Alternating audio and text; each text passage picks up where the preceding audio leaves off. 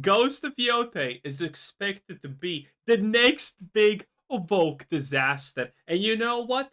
I am all here for it. Fingers crossed, in fact.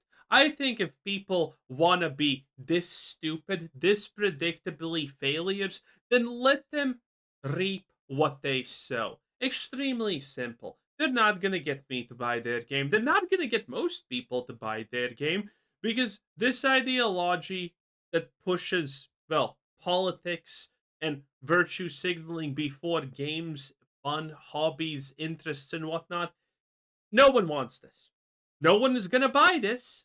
And I want to see what happens.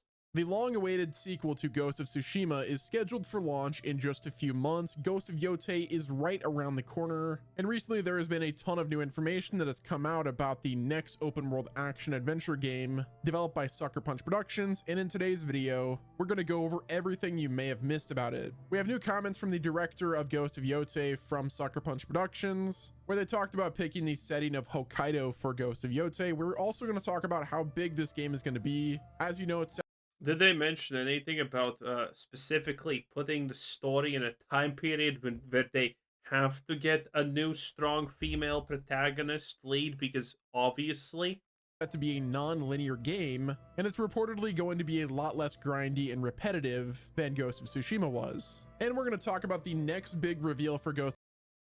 did anyone ask for that? I wonder. No, seriously, if you're a Ghost of Yotei fan, no, a Ghost of Tsushima fan. I'm sorry, a slip.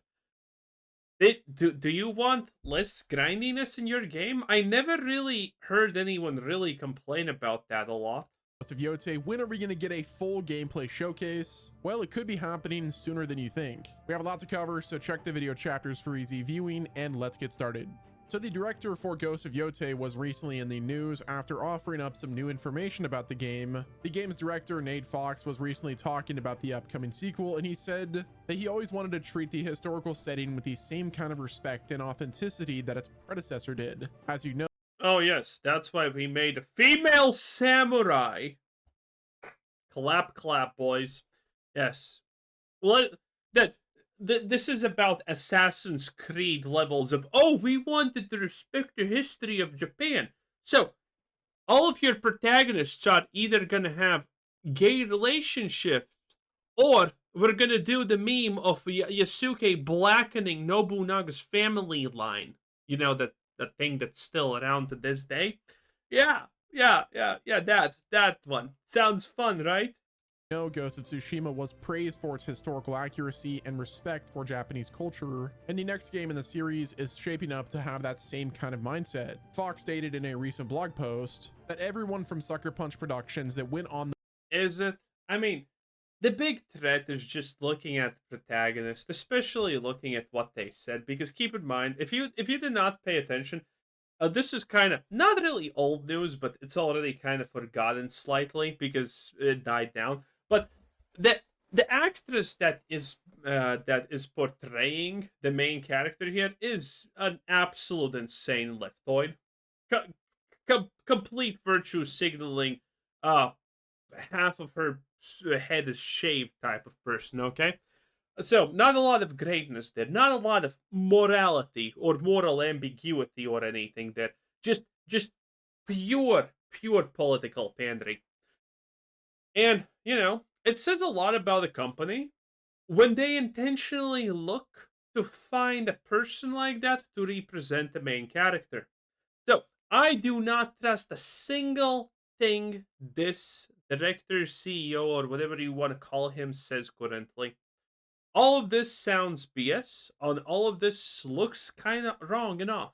those reference gathering trips came back to the studio with a driving passion to bring a sense of authenticity to our fictional depiction of all of these real life places. Nate then said, as an American, I had primarily seen the country through the lens of beloved classic samurai movies, but actually going there, feeling the wind on your face, smelling pine forests, and meeting locals is deeply inspiring. He said, we strive to create an original landscape which captures the feeling of the location, then to set the players free inside it, allowing them to explore as they will, following their curiosity, which we have to remember that note for later. Like when he said following their curiosity and exploring as they will, that's a really important note that we'll talk about once we discuss the non-linear aspects of this game. Nate then went on to say, all of us at Sucker Punch Productions wanted to do the right by the reality of Tsushima's story. Even though we were going to tell a fictional story in a digital version of Tsushima that was not a stone for stone recreation of the island, we felt by listening to our cultural advisors and doing research, we could deliver a Oh boy, cultural advisors. That sounds like a red flag. respectful representation of what made Tsushima so special. And for Ghost of Yotei, we are doing the same thing, he said. How did we pick the setting for our new game? That's easy. Hokkaido is unbelievably beautiful, and in 1603, it was the edge of the Japanese Empire. Back then, it was called Izo, a mysterious island to the north, sparsely populated, people bold enough to build a life for themselves in the cold wilderness. This combination of beauty and danger spoke to us. It was the perfect place to tell Atsu's tale, a warrior so driven by revenge that locals start to believe she's an Onryo walking the land. If you're going to tell a ghost, Of course, the mythical storyline of the girl boss. Man, I wonder how close to the sun will this one boss. But it's gonna probably be pretty close, okay? Infallible, perfect girl boss, does everything right, no problems, no nothing. Perfection at its finest. Yeah, this seems bad. story, do it in a dramatic location. Now, last year, the game's English to Japanese localization producer was also quoted last year saying, the Ghost of Tsushima development team told me that we want to create an enjoyable entertainment, not a history lesson. And I think that maybe the reason for Ghost of Tsushima's success is not objective historical accuracy, but its subjective period drama-like style and flair. Needless to say, I think that Ghost of Yotei is going to be a love letter to historical Japan in the same way the first game was, and it's being approached with the same level of care and authenticity, which I think is fantastic news because that was one of the best aspects of the first game, and it was a major reason why it was so immersive. So back to what I was saying regarding the non-linear structure, aside from the work into the immersion and atmosphere, we recently got information about what kind of game this is going to be compared to the first one. There were some reports going around last year suggesting that Ghost of Yotei would feature a similar structure to Ghost of Tsushima, but it seems that that's not quite going to be the case. According to some new reports, Ghost of Yotei is going to be much less linear than Ghost of Tsushima was. Tsushima was a fully open world game, but the progression of the story was very linear, which helped with the pacing. Dude, you know what this is? You know what this is gonna be? She sees the wolf and she looks at it. It's like, oh, we are the same. I am wolf. Wolf is me. We are the same. Big pee. Oh, you know it's gonna be some kind of fucking cringe like this Than Ghost of Tsushima was. Tsushima was a fully open world game, but the progression of the story was very linear, which helped with the pacing of the major events, and it kept the emotional beats in time with Sucker Punch's vision. However, Ghost of Yotei is set to be a fully open world. Oh shit, are we gonna have multiple warrior women? Holy, now that's a 10 out of 10. Non-linear game, but I say that with kind of an asterisk that we'll talk about in a bit, similar to other modern open world games, and I can see this going in two directions. The first possibility is that Ghost of Yotei ends up being a much more personal experience than Ghost of Tsushima was, since the player will be able to decide which aspects of the story they want to play and when, which could also lead to the world being more immersive look at and the this. characters feeling more personal. Look at us. They're like, yes, we are the same. I am an Avenger. you... I'm already dying from cringe. I'm already... Was this the trailer? Was this in the fucking trailer? Did I forget about this? To the person holding the controller in a way that Ghost of Tsushima couldn't do since it was more linear. However, the other possibility is that Ghost of Yotei's lack of linear direction might also feel a bit repetitive and almost samey in a way that a lot of modern open world games do. But I think it goes a step further. In my opinion, games that are non-linear usually lack in terms of narrative. For instance, a game like Breath of the Wild. You could play that game in a fully non-linear path, but the story did feel... For every open world game that lacks a narrative, you can find an open world game that doesn't lack a narrative.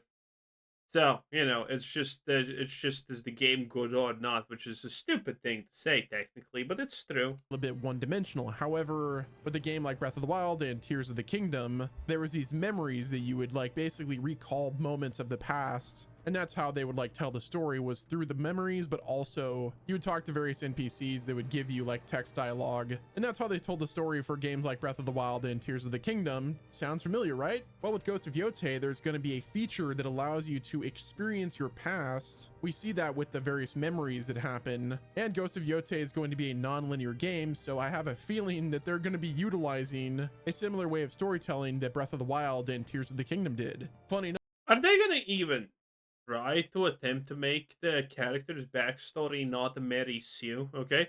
Or is it gonna be, my family, my parents, they got killed by evil men who look extra white, by the way, obviously.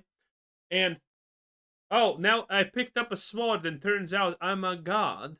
Do you think it's gonna be like that?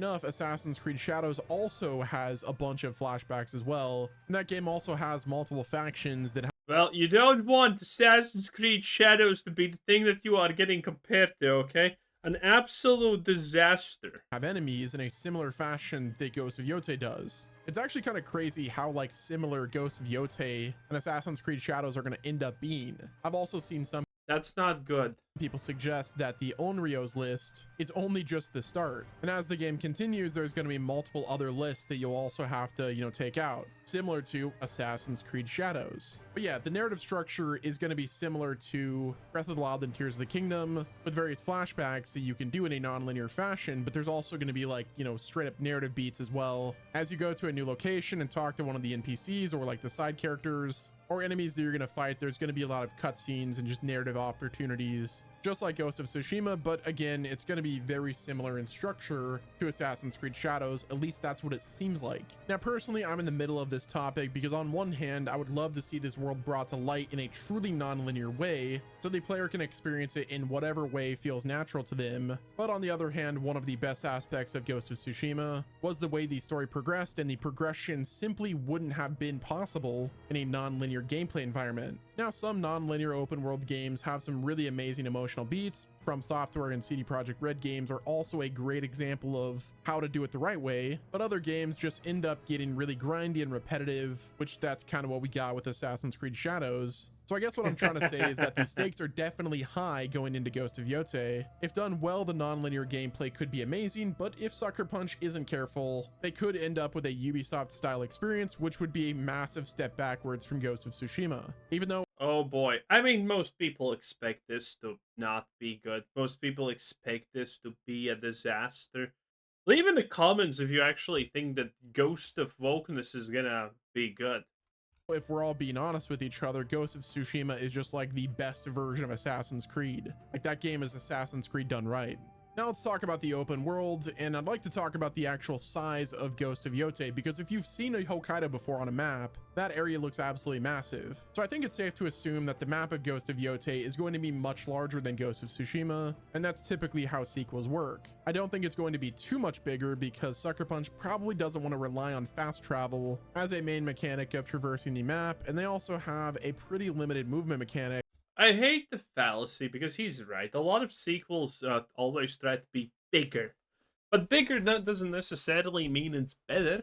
Okay, if the first game made me travel between locations for like 5 minutes, but the next one makes it for 10, and there's nothing in between interesting, I find on the way there. I mean, I picked the smaller map. It's that simple. Given the game setting, there's no web slinging or cars or anything like that, so Sucker Punch really can't make the traversal too slow or repetitive, or else that would destroy the pacing. I'm going to go ahead and predict that a roughly 10 or 20% increase in size map over Ghost of Tsushima, but also with a lot more stuff going on in between, so it'll make it feel more active and alive than Ghost of Tsushima did, despite not. Anyway, so what exactly is this supposed to be? A historic recreation of fucking Japan or something like that? What exactly are they going for? Because all I'm seeing is katanas and shit. Again, katanas were not actually a preferred weapon in any period of Japan's history.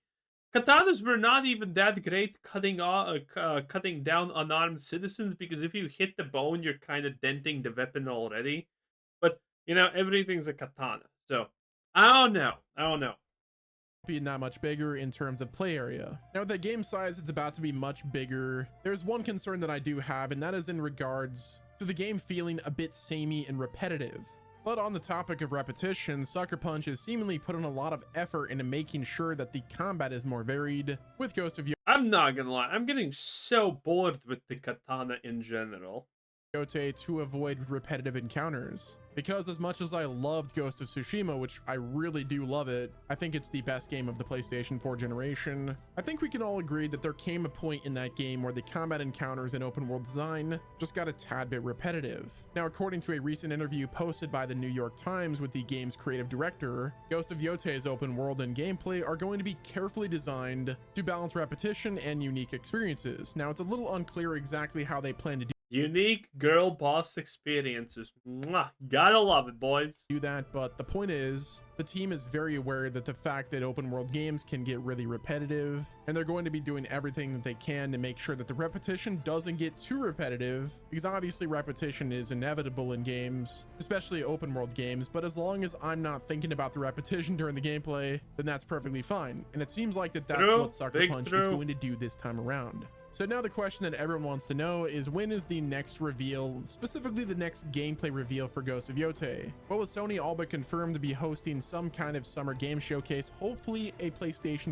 Well, when it happens, we're gonna see. But until then, oh boy. Yeah, Ghost of Yotei doesn't seem like a win. It seems like an absolute loss. Well, it is what it is. That was West Nemo.